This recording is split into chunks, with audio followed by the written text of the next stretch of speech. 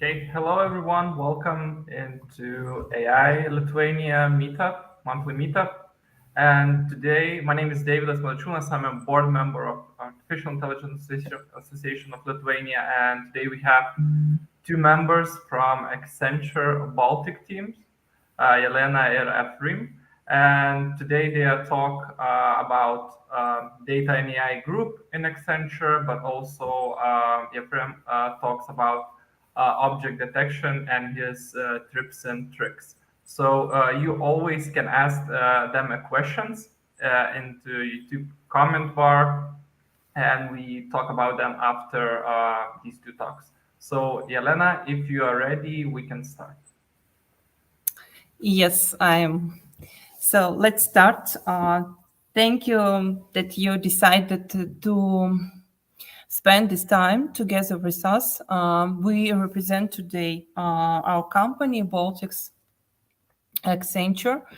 And we have today two speakers. The case speaker is, of course, Evrim, Tekin Evrim Ozmermer, who is our I would say lead in the field of computer vision in our group. He's one of the most, we have very strong group of computer vision engineers, but I would say that Evrim lead this group. And at the same time, he is very experienced and professional in this area, and he drives us and always show the horizon where we should to go and how we should to develop our computer vision. Plus, in addition, currently he leads our computer vision group, computer vision expert group on global level. And I hope that today's presentation will be very useful, interesting for you. And thank you, Evrim, that you found the time for us as well. Thank you for joining. About me, a few words. I lead our group of data science and machine learning as a part of data group and Accenture Baltics. And before I even start, I just wanted to share a few words, a few slides about us, what we are doing, who we are, and to share a short invitation also. Yeah, we represent Baltics Advanced Technology Center, which is largest market-wide Accenture TC in Europe. Number of people has exceeded 2,000, and we continue to grow. We serve about 300 clients in about 30 countries from Europe to Americas. Our office was opened in Riga, Latvia in 2002, and now we operate both in Lithuania and Latvia. Recently, office was opened in Vilnius also. And we, Evrim and me, we represent our group of data and AI, which consists of two groups, artificial intelligence and data group. We are from data group. But in general, our team delivers services, intelligent automation, conversational AI, augmented insight. We have very strong group of data engineers and, of course, our group of data scientists who deliver services in the area of predictive analytics, prescriptive analytics, and of course, computer vision group. Today, we speak about computer vision. And here on this slide, you can see our portfolio. We have great experience in computer vision services delivering different industries, and we have very strong experience in quality inspection, event behavior, entity analysis, anomaly detection, etc., etc. So Evrim is one of the leaders of our computer vision team, and maybe today he will share some examples from our work as well. So I don't want to spend a lot of time speaking about this one. And maybe the last one that I would like to tell you today, it's for those who would like to join to us, who are interested in data science and computer vision. We launch this summer bootcamp, data science and computer vision bootcamp. It will be last 2 weeks in August, and everyone who is interested in it, but doesn't have enough experience but would like to work in this area, welcome to join to this bootcamp. You will have 2 weeks of theory and practices, and it is absolutely free.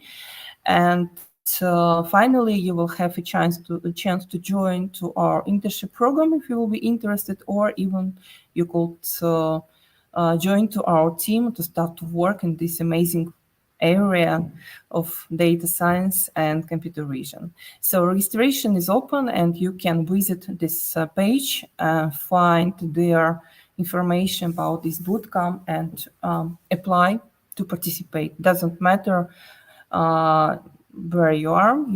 It will be organized remotely, so you'll be able to join to this bootcamp from any how to say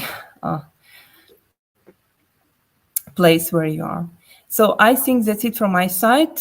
Short introduction, and now I would like to give the floor to Evrim because he is key speaker today. Thank you. Yeah. Hello. So I'm Evrim.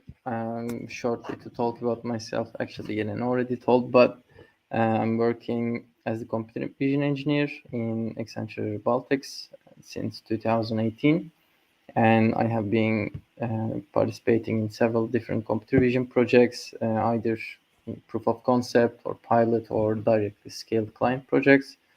So today I'm going to talk about object detection, and if to give an agenda.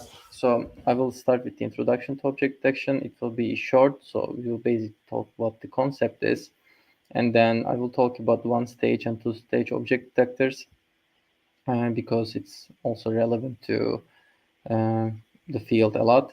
And we will be talking about the feature pyramid network and anchor boxes and IO thresholds, like intersection over union thresholds.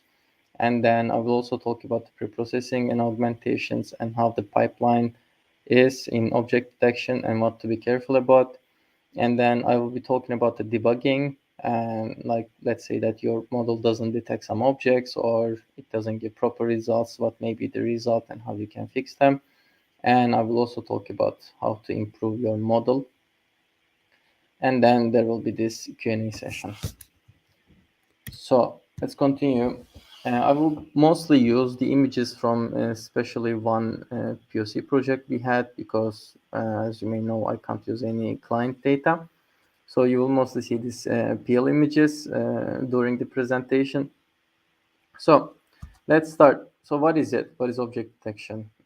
It's basic the localization and classification of objects in an image. So how it is different from these normal classification models is that you don't only classify the image, but you also find the area, like where the bounding boxes and where the object is residing in the image.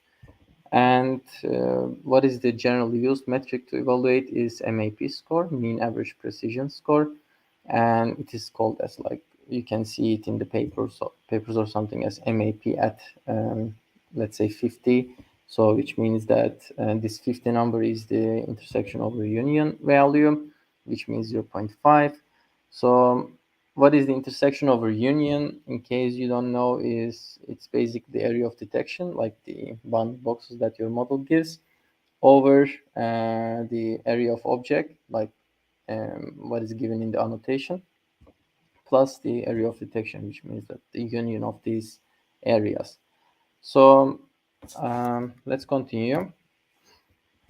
About one stage and two stage object detectors. So one stage object detectors, actually let's start with the two stage object detectors because I guess it will be easier. So as you may guess, let's say that we look at one image and we want to detect one object inside this image and then classify it, right? So we will have two pipelines. One of them will be a regression model that gives you the bounding box coordinates, and the other one will be a classification model that gives you the prediction along with a confidence score.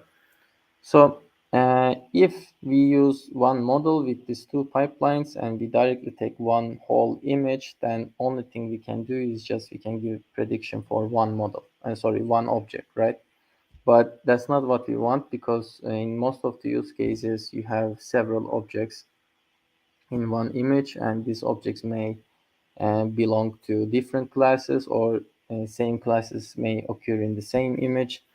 So you need a different approach here. So one of the first approaches is this two-stage object detector. So what happens is, first you make region proposals. Either you can, you may have a region proposal network that, let's say, it creates some kind of map to you that says there may be an object here, and then what you do is you start drawing bounding boxes around them. Or you may have like, you can actually even define this bounding boxes randomly. So, but the purpose is just to create these proposals. And in the one stage object detectors, the approach is a bit different. So for example, most of you may know that, most of you may heard about YOLO. And what YOLO does is that it gets the image and then creates grids out of it, and then makes classification and regression for all these small squares, the crops in the image. And there's no region proposal actually, because you directly have the proposal on you as being as looking at the grids themselves. Or we can give another example, which is RetinaNet. So RetinaNet doesn't look at the image directly, or doesn't look at the grids, but what it does is it creates different feature maps by using feature pyramid network, and then it looks at these feature maps directly. And so it's like basically enhancing the input data that you have. So that's it about one stage and two stage object detectors. So now, since I mentioned the RetinaNet, I will take that as an example all the way in detail, and we will basically look how it works. So let's say that we have an image on top left, you can see. So how the RetinaNet is implemented is that first you are using the ResNet as backbone.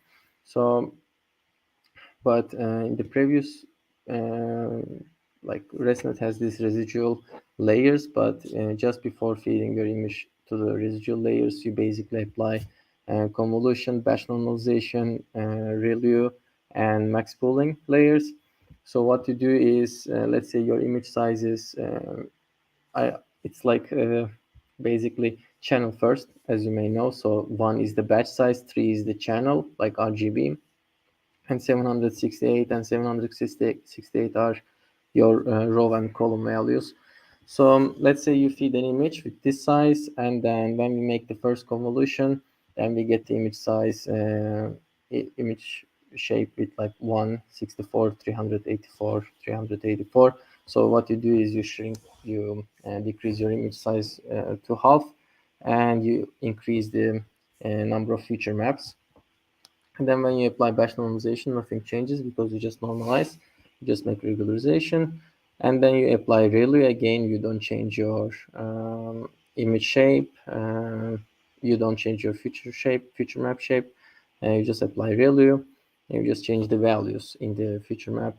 And then you apply max pooling, and then this max pooling gives you the half of this feature map that you had, and you don't change the number of features that you have, number of feature maps that you have. And then now we have one feature map which has 164, 192, 192 size. Then what we do is first we put it to the ResNet layer 1, and this residual layer 1, and then it basically creates the same size, and then you get this output from the ResNet layer 1 and put it to ResNet layer 2, and then 3 and 4, it goes like that. And then you can see the image size as well. So it goes from 192 to 96 to 48 to 24. So as you see, deeper we get, smaller our feature maps get. So maybe you know or not, but if you have worked with the style transfer models, so maybe you may heard about this, that deeper you get, the information of content and that you capture starts increasing, and then information of style, like spatial information, starts decreasing. So which means that you get more information about the content, like if it is, I don't know, a specific object or not, let's say if it is a laptop or not, but you start losing the local, like you start losing the localization information. um, but it also helps in other ways. So some of, like, deeper you get, you actually have more opportunity to find bigger and more complex objects, and more shallow layers you have, you can find smaller and more simple objects. So all of these feature maps that you create from ResNet layer 1, 2, 3, and 4 actually has some kind of information that you can use. And then what we do is we get these outputs from layer 1, layer 2, layer 3, and layer 4, and we start putting it to the future pyramid network layers. So what happens is that, let's start talking with the ResNet layer 4. So the output of ResNet layer 4 is first put to the FPN layer 5, and then what happens is you get the same output, but your feature number of feature map actually decreases. So you had 512, 24, 24. Now you have 256 instead of 512. So number of feature maps decreased. And then you also put this ResNet layer 4 output to layer 6, which decreases the size of feature map and plus number of feature map that you have. And then you also put the output of FPN layer 6, and then to again FPN layer, it should be FPN layer 7 actually, sorry about that. But then your feature map again, feature map size again decreases, while number of feature maps that you have stay same. So similar situation happens for FPN layer 4. So what you do here is that you get the output of FPN layer 5, which is this 1, 256, 24, 24, and then you upsample it, and then you sum it up. You sum it with the output of layer 4, FPN layer 4, and then you again put it to another convolution, and then you basically make it, you increase the feature map size, and then you get this increased feature, like upsampled feature map size, and again sum it up, that you can see here with the output of layer 3. So what you do is that you create feature maps in this feature pyramid, but you don't only use those feature maps like directly. You actually sum them up. So you try to keep several different information in the same feature maps as well. So it's all about information.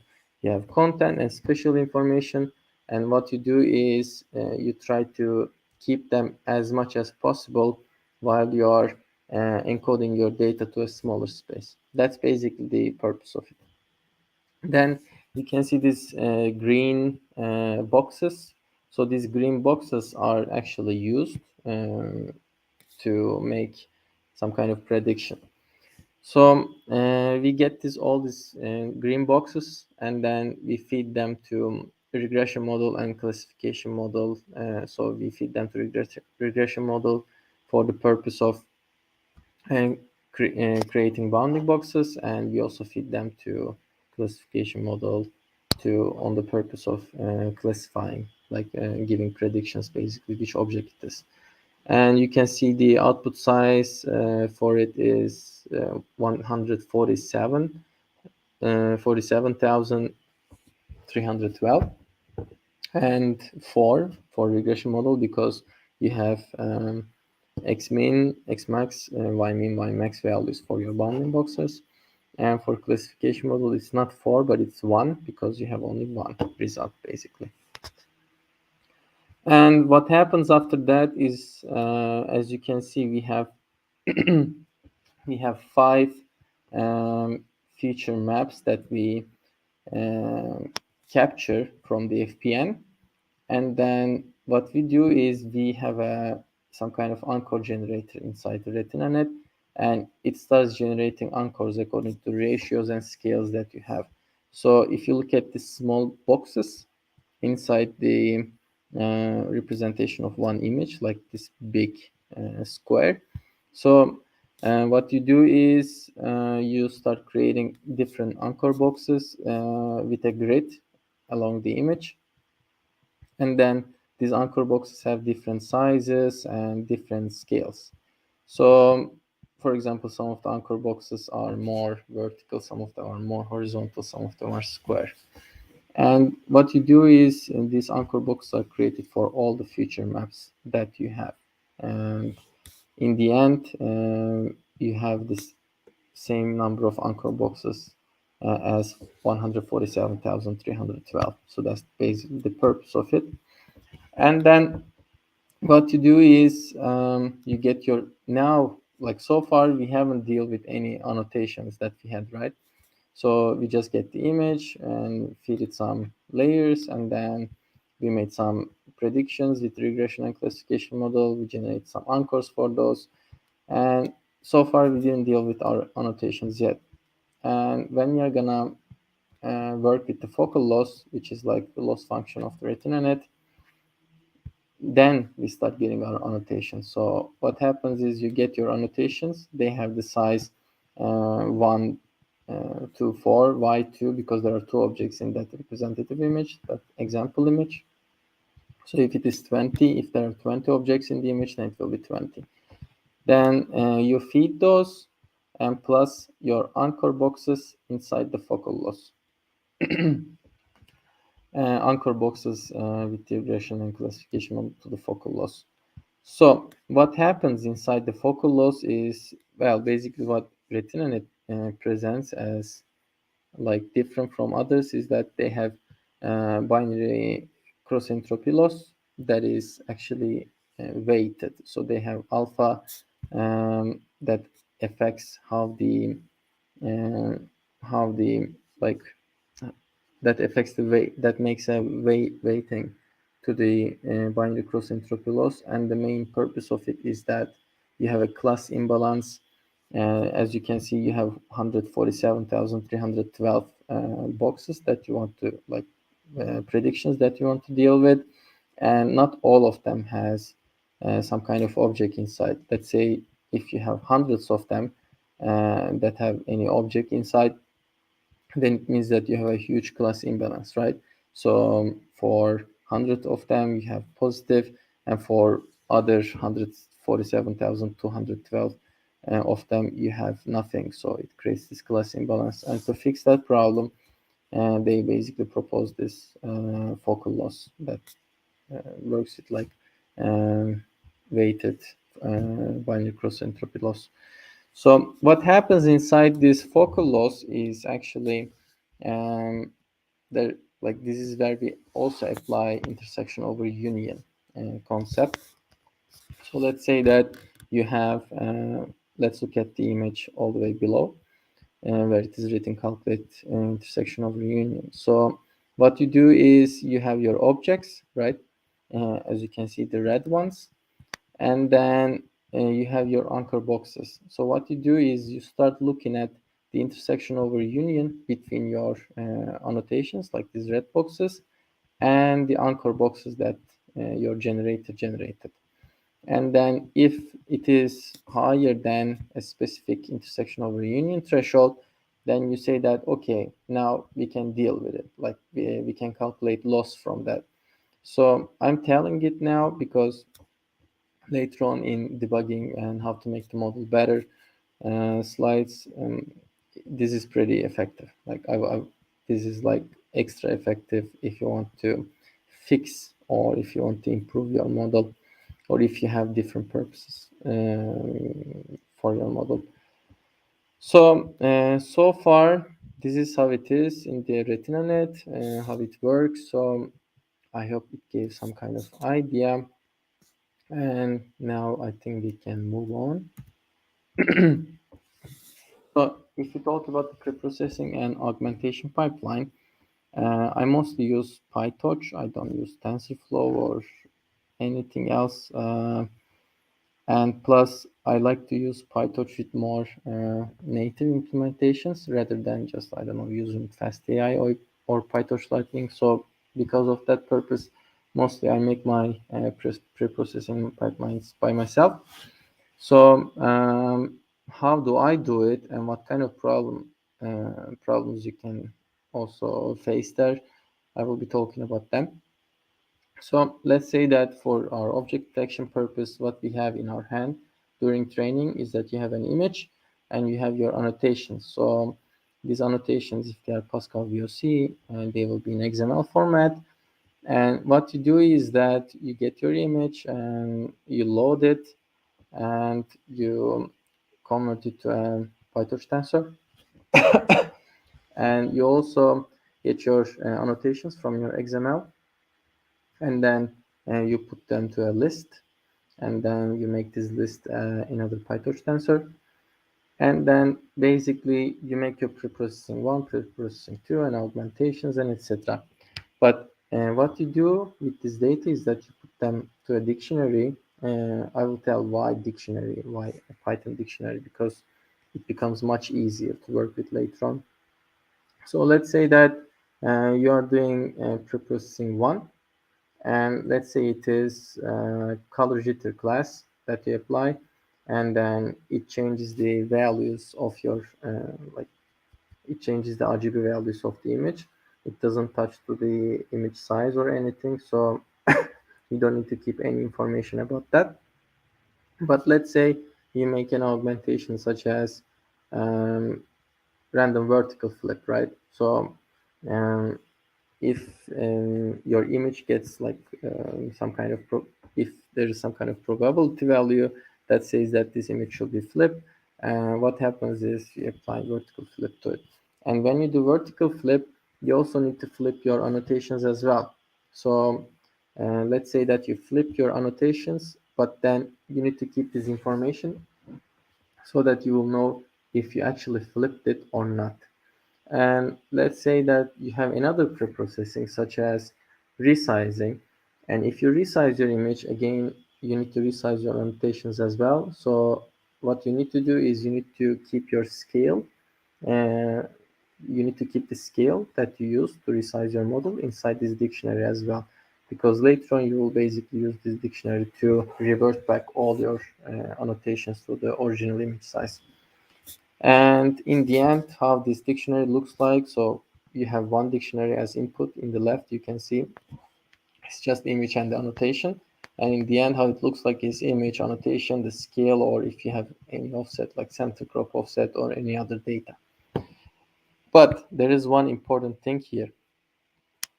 Let's say that you create your own class that actually makes this transformation, like either a preprocessing or any type of augmentation. So if you use, let's say, adaptive offsets, if you use that, if you say that, okay, take the image and take the image size right at that point, and then you need to, let's say, resize this image size to this. So calculate your scale at that point and then put it into the dictionary at that point. What will happen is, from my experience, I can directly tell you will create a bottleneck.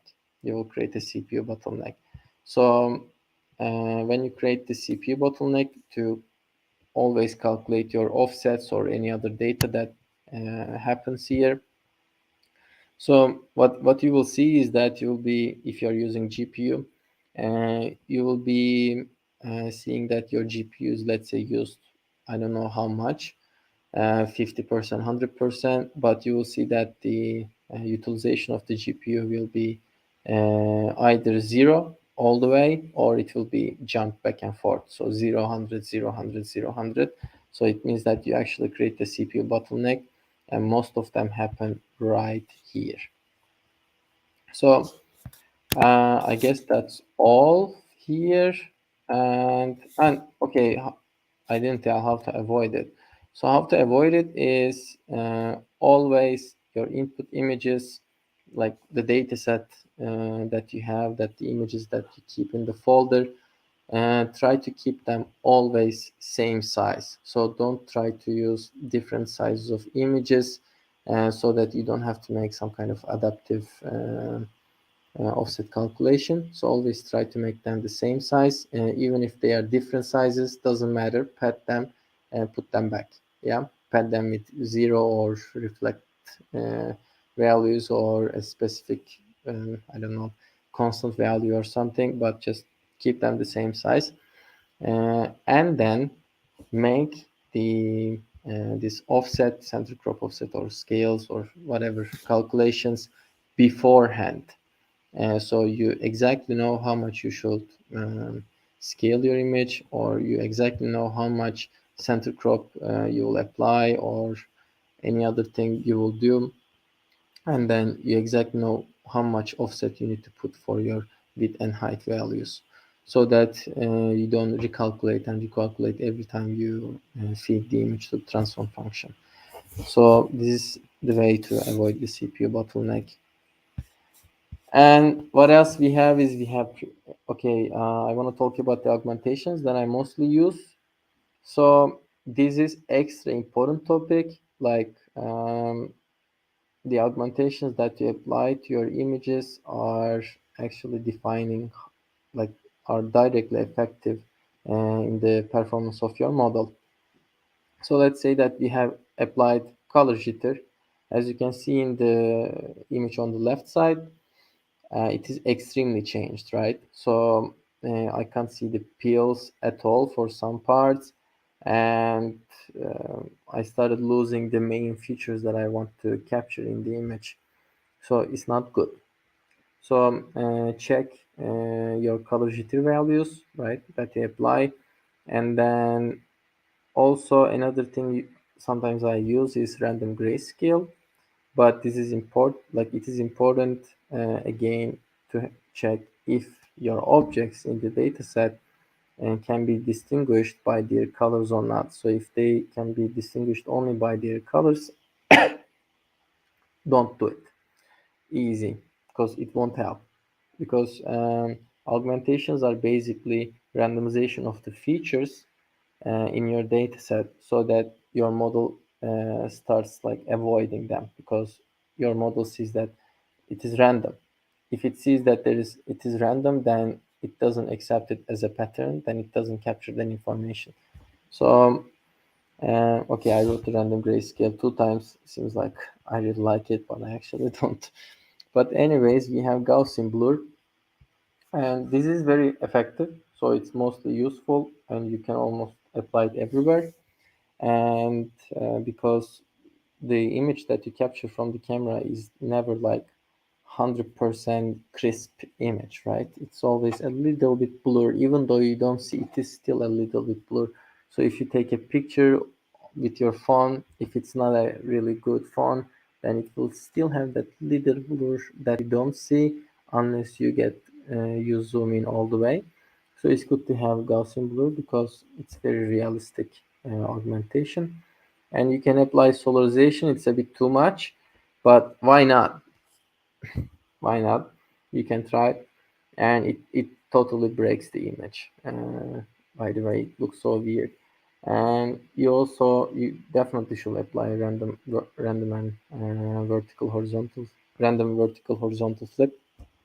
So, but there is one thing that, let's say for example, in the client project that I work, we put the camera, and then we start capturing the images.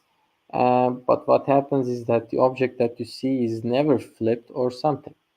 So you don't need to flip your image to make your model better, because your model will never see that object flip like upside down or left to right. It will always see it in the same way. So just don't do it, right? Because every time you make augmentation, you basically increase the training complexity. And there's also random rotation. And so what you do is you can define a random value for your random angle, and then you can rotate your image with that number, with that random angle. And then, but what happens here is that if you keep your image size the same and when you rotate it, and what happens is you actually crop the image, so you may lose some annotations in your image, so be careful with that. But if you don't keep the image size same, so what happens is your uh, annotations actually start getting smaller, right? So making random rotation by letting the image get smaller actually applies two types of augmentations, right? So it also makes your objects smaller than they should be. So careful with that. And random affine transformations, like in 3D you make the image like go back a little bit or any other way. They're also helpful, but don't do it too much, because the random affine transformation that you do, let's say, may cause a square object look rectangular, and it makes no sense. So be careful with that as well. Later on I will talk also in debugging that what to do, like what to be careful about here. So it's exactly here, the debugging part. Always, but always visualize couple of images that you feed to your model. Let's say that you get your input image and you apply some augmentations on it, you apply some pre-processing on it, like crop, resize, or whatever. And just before you feed them to the model, like just before, save those images and just debug how do they look like. And for example, all the images that you see are my debug images, right? So this 0 is the label, and this value, let's say 8118, is actually the area.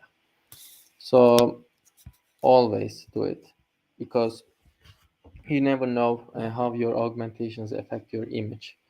And another thing during the debugging is check what is the starting loss of the model. So if it starts really small, it's not good news. It's actually terrible news, because most probably your model is not training, and like it most probably ignores some of the bounding boxes in the image. And why may it happen? Because your objects are so small. And as I talked about intersection of reunion, like IO threshold before, so if your objects are so small, and then when you compare them with the anchor boxes that you have, you will have a very small intersection of reunion value. And when this happens, you also have your threshold, let's say 0.3, and let's say the IO threshold that you have is 0.1. And what happens is you basically don't count that object anymore. So your model doesn't even train it, it doesn't see it. So that's a really big problem. And the way you can recognize it is, as I said, if your model starts the training with a smaller loss than you expect. And another thing is, yeah, preprocessing and augmentation functions are breaking the annotation. So this may be the other reason for it. So as I said, if you make random rotation, then let's say you have one object on the edge, and what you do is you want to keep your image size the same. And what happens is you basically crop your image after the rotation, and then you lose that annotation that you had. Oops, you don't calculate the loss, and your loss in the end, when you sum up, is actually low. But why? Because you didn't even train the model with that object, because you basically missed it. So these things can happen. And if your model is too slow, let's say that you're during the training or during inference, your model is extra small. So first thing to look at is, again, check the, if you're using GPU, actually you have to use GPU now, that if you want to train a object detection model, otherwise it will take years. But you need to look at your GPU load and GPU utilization. This is the first thing. Like like model agnostic, the first thing that you need to look at is the GPU values and like GPU metrics. And if they look okay, so you don't have any CPU bottleneck, okay, you are good to go.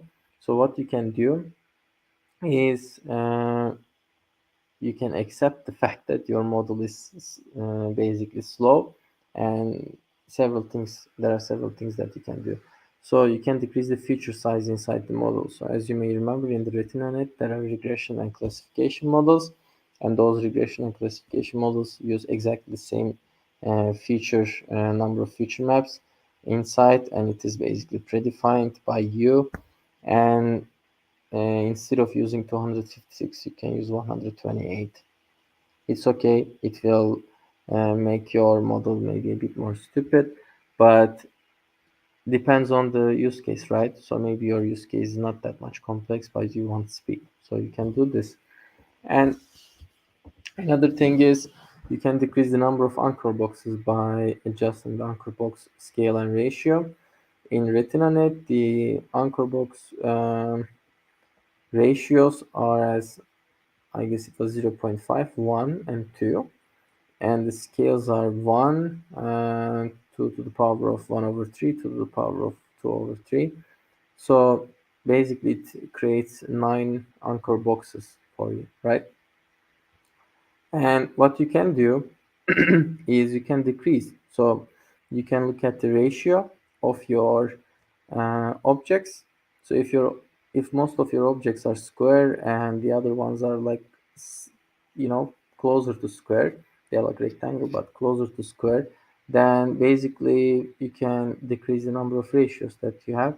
So it will decrease the number of anchor boxes, which means that it will decrease number of um, predictions that regression and classification model needs to do, and it will speed up your model. Or you can basically change the scale size. If your objects are in the same scale most of the time, then you can use less number of scales. So what else you can do, it's a bit like a trick, it's like a hack, and let's say you can change the bounding boxes that you get in your annotations. Let's say you have a rectangular object and then you can make it a square, and you can feed it to the model like that.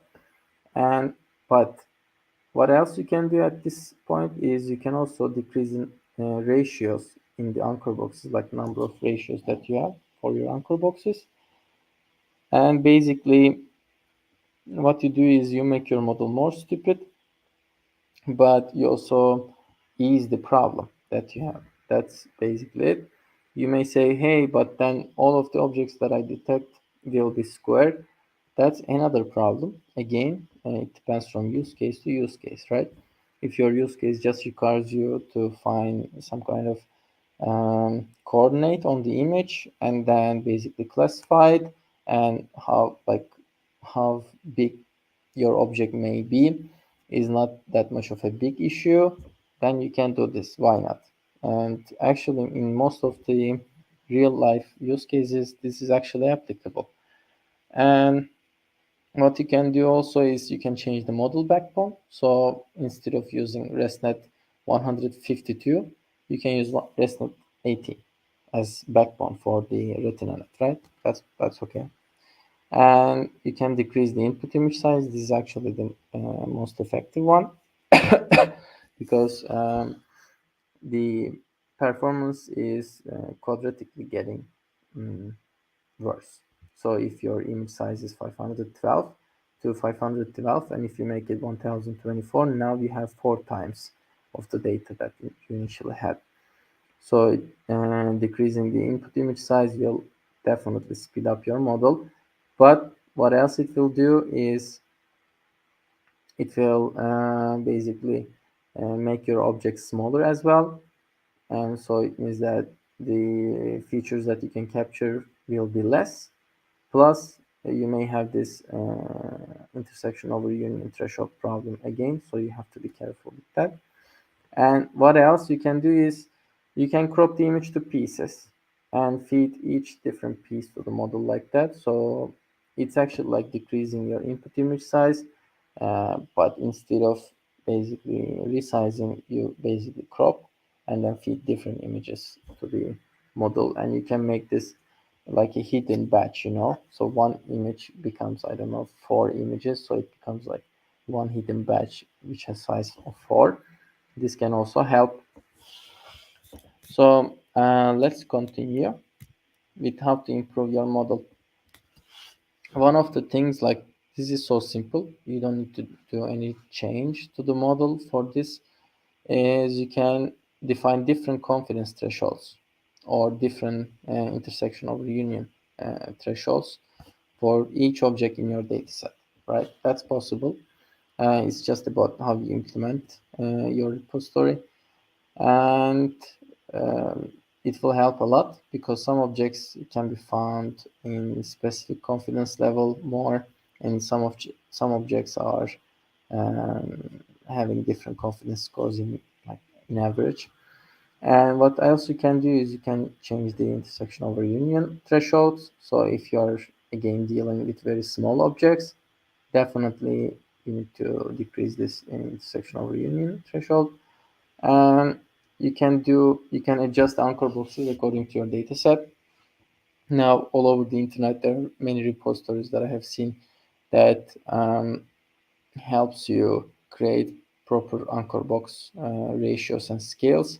So you can use those repositories to define your anchor box ratios and scales. You can change the feature size in the model.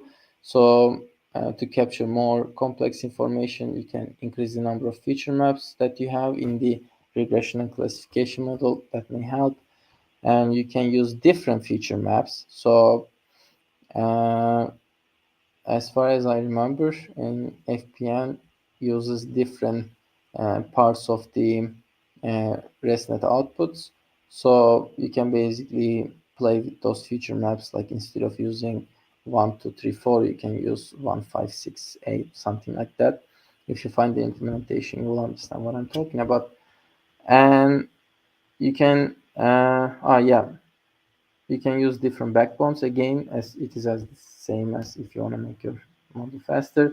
So more complex model, like deeper the model, it will most probably get better, but not for all occasions. So if you are really big objects, you need to focus on one part. If you have really less, if you have basic objects, and if you have small objects, then you need to choose another one. What else you can do is adjust the augmentations, extra important if you want to improve your model. So for example, in one use case, I need to detect a specific object that I can't tell right now because maybe it will be confidential, but that object can also rotate itself, so it can be upside down. And if you don't have enough number of images in your data set, then you can basically apply random vertical flip, right? It will help your model learn better. And this is the thing that I'm gonna say now is it's very common. It's nothing bad. It's totally fine. And actually you can make really extra robust solutions by doing this. You can just stack another classification model on top of your detection model. So what you can do is, if you need to detect, let's say, 20 objects with this object detection model, what you can do is you can make an object detection model that classifies only one object, and this one object is going to work like a region of interest for us. And then there will be a classification model that is, let's say, much more robust, that is much more complicated, that will take this region of interest and classify it separately, like after the detection model is applied. In industry, this is like used a lot. Yeah, a lot, because it's so robust and you can create really high precision models by doing so. And if you have sorry, so if and your object detection model doesn't work good because let's say you have so small objects, or you have objects that have really different scales and sizes. For example, in one of the use cases, I had 4K images where some of the objects could be 40 to 40 pixel and some other objects could be 500 to 300 pixel. So these are very different. And how we can solve this problem is just don't use object detection. Just use semantic segmentation, because you will be classifying each RGB value one by one, each pixel one by one, right? So it means that you don't need to depend on the anchor box side like scales and ratios anymore. So yeah, I guess that was all from my side. I don't know what time is it. Yeah, it's like 7:50. Yeah. Yeah. Thank you very much, Evrim. Mhm. I think we don't have any questions right now, but if you want to ask some question for Evrim, you can write in our YouTube chat. I have a couple of questions. So you talk a lot about like production models. Yeah. So what metrics do you like choose to check? Like, oh, okay, this is like object detection model is right, and we want to go to production with this. So can you explain about like metrics, what you choosing in like your, I don't know, when you want to like deploy like for the client or something like that? Got it. So yeah, as I mentioned, basically the first metric that you directly go is MAP score, right? But if you have really less number of images, you also don't need that. Just you can look at the basically yeah, you can again make some kind of MAP score to you, but if you have less number of images, I don't know. There are sometimes use cases that we have that you have only 200 images to train a model, and it's pretty less. So you want to keep your training set as big as possible, while you want to keep your evaluation set as more variant, but also as small as possible. So what I do is just I visualize the objects with different, basically different confidence scores, and I try to understand like how model starts behaving, because visualization like that you do on the image will definitely help you understand how your model is behaving if you have less number of images. But if number of images that you have for evaluation set is enough, then just use MAP score. Yeah, because it gives enough information that you need. Yeah, okay. So if model is not performing well, so when you like go straight to like augmentation, like checking we need like the bigger training set, or maybe annotation is not right or something like that. So what is your like first step Mhm. after you check the metrics? What where you go like? Yeah, first, like I try to understand MAP score is just one value, right? So it won't help you understand everything. But if you visualize, you see that model is not detecting a specific object, let's say. Mhm. So how you can fix that problem is you try to understand if that object is actually small or not. And if it is too small, and if your model is not detecting it not only in that image but several other, then you can do the things that I mentioned here, that like to detect those small objects, just change the anchor boxes or intersection over union thresholds, etc. And if your model is not performing well because of the confidence scores, then it means that your classification model maybe doesn't work very well. It's not so good. And you can either try to apply some more augmentations that are still in your sample space, that you may see in the real life scenario. And if you see that it still doesn't give proper confidence score, then what you need to do is like okay, let me tell. If your model doesn't give proper like enough big confidence score for the objects that it detects, and what you need to do is you need to lower your confidence score threshold so that it will detect it, right? So what you do is you basically try to increase your recall by assuming the fact that your precision may lower down. Then, if you have use case that like requires high precision, then okay, just don't deal with the object detection model anymore. Or maybe you can make it even more simple and put another classification model on top of it. Just don't hesitate, because the the situation is you need to solve the problem, and as fast as possible, as efficient as possible. And efficiency is not only about inference time, but also amount of data that you have, like amount of data that you can use. That's also about efficiency. Yeah. Okay, do you think like transformers will replace like these object detection models like YOLO, RNN, like RetinaNet, or stuff like that? Yeah, like there is something called model maturity, right? So if like the main reason that ResNet is widely used is because it has model maturity, which means that many people use it. Now people know that if it will be good in specific task, or if it will be bad in specific task. So it is predictable. Even the error that it can do is predictable. But transformers are pretty new, and I actually like how it works. Like you have this self-attention mechanism that gives you the attention maps, and those attention maps actually can be used for explainable AI. Why? Because it shows you the which parts of the image that it focuses on. It's perfect. It's unbelievable, but you don't have this model maturity yet. Plus, the new researches, new studies that you have for the transformers are really new. They are most of I checked some of the papers. They have done this much more performance efficient models that use, let's say, less memory, and that are faster. But it's still like new. It's so new, and you need to apply it to different areas to see what is actually what it is capable of doing.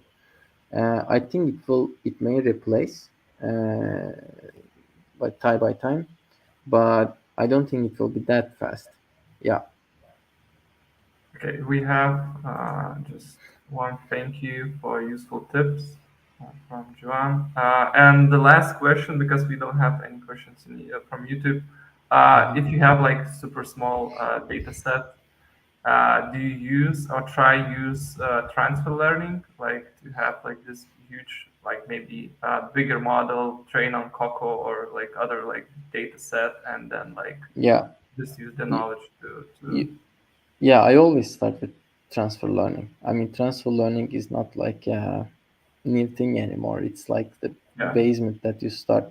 But what you can do if you want to, let's say, innovate a bit more, is you can take a ResNet model. You can make self-supervised learning model by using the ResNet as backbone. And you can basically train your ResNet with that self-supervised learning methodology, and then basically take that ResNet model and put it as backbone. Let's, if you are using RetinaNet, put it as backbone to the RetinaNet. So what happens is that your ResNet will be knowing the features that are specific to your data set, rather than knowing the features specific to Coco dataset. So it can help your model learn much faster than using the Coco dataset pre-trained models. Yeah. Okay, yeah, so I don't have any other questions, and I think we don't have any questions in YouTube right now. So thank you very much, Evrim. Very nice presentation, very informative. And yeah, see you soon, everyone, and see you next month. Bye, everyone. Thank you.